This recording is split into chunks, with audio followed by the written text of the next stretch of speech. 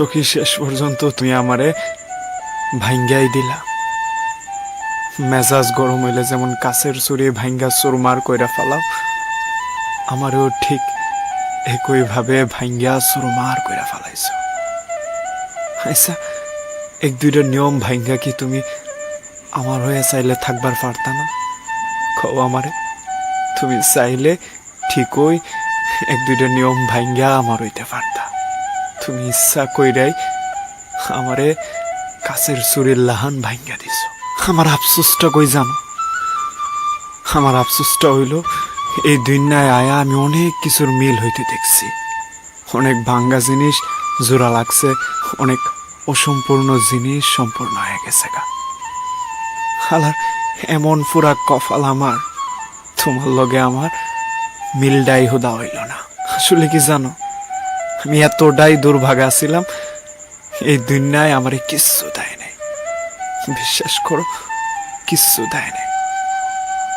একটা কথা কইবা নুরি আমারে, আমি তোমার লাগে কামটা করি নাই, আমারে কও।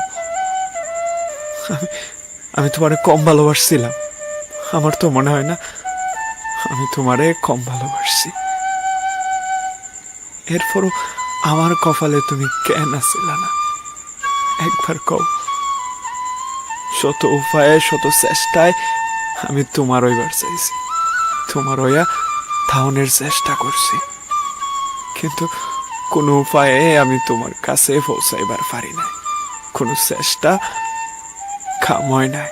যে মানুষটা তোমার লগে একদিন কথা না হইলে পুরা ব্যান্ডা পাগল হয়ে যাইতো গা, তোমার একটু অসুখ হইলে যে মানুষটা রাইতে ঘুমাইবার পারত না, তোমার 100 ডিগ্রি জ্বর যে মানুষটার ভিতর ফুরাইয়া লাইতো, তুমি না খাইলে যে মানুষটা মার চোখ ফাঁকি দিয়া ঘুমায়া যাইতো গা না খায়া, এই মানুষটারে নিয়ে তুমি এই মিলে ঠগাইয়া দিলা।